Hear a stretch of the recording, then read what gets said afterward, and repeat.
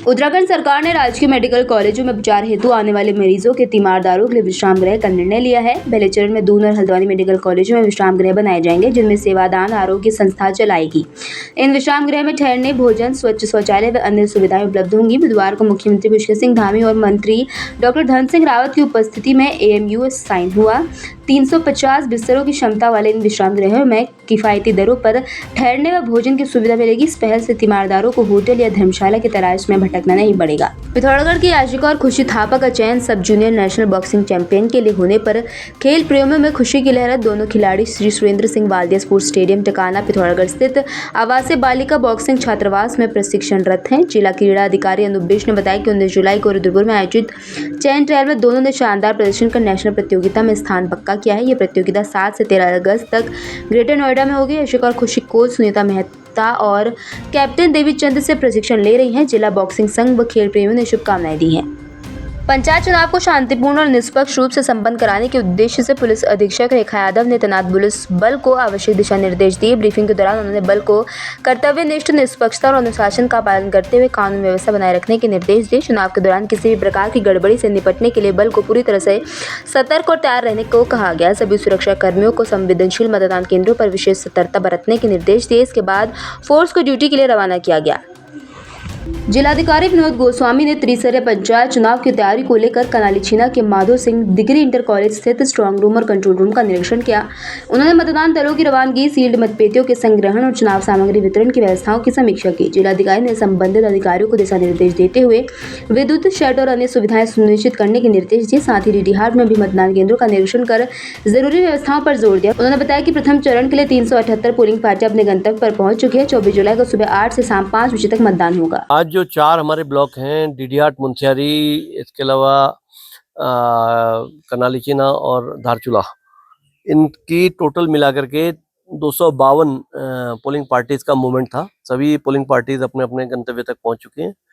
कल हमने 124 पार्टीज भेजी थी और परसों 3 पार्टीज भेजी थी। तो सभी लोग अपने अपने बूथों में पहुंच चुके हैं और इलेक्शन की प्रक्रिया का जो तैयारियां हैं वो सब कर रहे हैं। कुछ बूथों को देखने के लिए मैं भी फील्ड में निकला हूँ। इस समय नंदपापो में हम लोग हैं यहाँ पर। तो ये डीडीहाट जो विकासखंड के अंतर्गत आता है।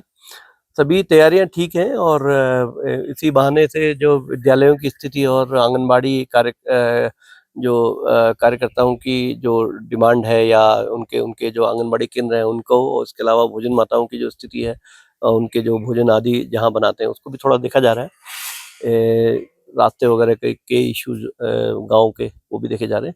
लेकिन ओवरऑल इलेक्शन से संबंधित सभी तैयारियां हमारी पूरी हैं और कल समुचित और शांतिपूर्ण इलेक्शन होगा। और सभी जनता से उम्मीद करता हूं कि मतदाताओं से उम्मीद करता हूं कि वो लोग बढ़ चढ़ करके इस त्रिस्तरीय निर्वाचन प्रक्रिया में अपना भाग लेंगे। हरिद्वार में कावड़ मेले और सावन की शिवरात्रि के मौके पर बड़ा हादसा टल गया। प्रो कबड्डी टीम के पूर्व कप्तान, एशियन गोल्ड मेडलिस्ट और अर्जुन पुरस्कार विजेता दीपक हुड्डा हर की पौड़ी पर स्नान के दौरान गंगा के तेज बहाव में बहने लगे। मौके पर तैनात 40वीं वाहिनी PC की आपदा राहत टीम ने तत्परता से सूझबूझ दिखाते हुए उन्हें सुरक्षित बाहर निकाला। दीपक हुड्डा देश को कई अंतर्राष्ट्रीय प्रतियोगिताओं में गौरव दिला चुके हैं। उनकी पत्नी स्वीटी हुड्डा भी इंटरनेशनल बॉक्सर है और अर्जुन पुरस्कार से सम्मानित है। प्रशासन की सतर्कता से एक बड़ा हादसा टल गया और खिलाड़ी सुरक्षित हैं। कैलाश मानसरोवर यात्रा मार्ग तवा घाट के पास भूस्खलन के कारण सुबह से बंद पड़ा है, जिससे दारमा, 1400 ब्यास घाटी के सैकड़ों लोग रास्ते में ही फंस गए हैं।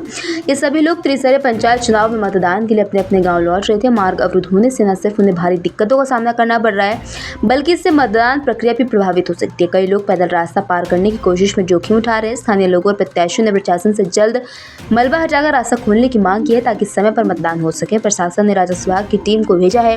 प्रशासन का कहना है कि BRO सड़क खोलने का प्रयास कर रही है, लेकिन ज्यादा भारी चट्टानों की वजह से रोड खोलने में देरी हो रही है।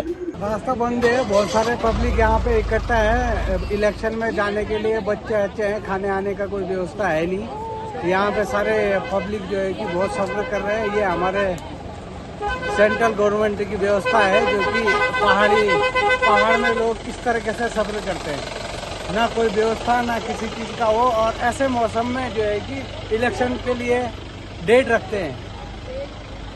शुभ नाम क्या हुआ आपका? सुरेश उनवाल। ठीक है। तो जैसा कि आप देख सकते हैं यहाँ बहुत सारी जनता है जो सुबह से यहाँ आई हुई है और प्रशासन का इसमें अभी तक कोई उन्होंने कार्रवाई नहीं करी है। आप देख सकते हैं आगे से उधर तक बहुत सारे लोग हैं फंसे हुए जो सुबह से आए हैं, बच्चे लेके आए हैं अपने, और भूख लग गई है बहुतों को, प्यासे हैं, और पर प्रशासन का अभी तक कोई इसमें कार्रवाई नहीं की गई है। ना प्रशासन के लोग हैं वहाँ धारचूला में बैठ के वो चालान कर रहे हैं, पर यहाँ उनका कोई ध्यान नहीं है। और इतने बेटाइम पे इन लोगों ने इलेक्शन करा दिए, बारिश का मौसम है, इन्होंने ये तो देखना चाहिए था कि बारिश का मौसम है तो इसमें नहीं कराई। कहाँ के लोग फंसे हैं यहाँ ये पे? पूरे दारमा वैली, चौदास वैली, व्यास वैली, सारी जगह पे फैले हुए हैं। शुभ नाम क्या है आपका? मेरा नाम है प्रेरणा राणा। उत्तराखंड के पिथौरागढ़ जिले की भड़गांव जिला पंचायत सीट से जुड़े एक अहम चुनावी मामले में सुप्रीम कोर्ट ने हाई कोर्ट की डिवीजन बेंच के आदेश पर रोक लगा दी है। ये मामला संदीप सिंह बोरा द्वारा दायर विशेष अनुमति याचिका से जुड़ा है, जिसमें उन्होंने हाई कोर्ट द्वारा नामांकन निरस्त किए गए प्रत्याशी नरेंद्र देवपा को चुनाव लड़ने की अनुमति दिए जाने की चुनौती दी थी। सुप्रीम कोर्ट ने कहा कि प्रथम दृष्टि हाई कोर्ट का हस्तक्षेप अनुचित प्रतीत होता है और 4 हफ्ते में जवाब दाखिल करने के निर्देश देते हुए नोटिस जारी किया। सुनवाई के दौरान दोनों पक्षों के वरिष्ठ अधिवक्ता उपस्थित रहे। कोर्ट ने स्पष्ट किया कि चुनाव प्रक्रिया अनुसार होंगे, लेकिन परिणाम कोर्ट के अंतिम निर्णय पर निर्भर रहेगा। इस आदेश से याचिकाकर्ता को अस्थायी राहत मिली है और मामला अगली सुनवाई तक स्थगित कर दिया गया है।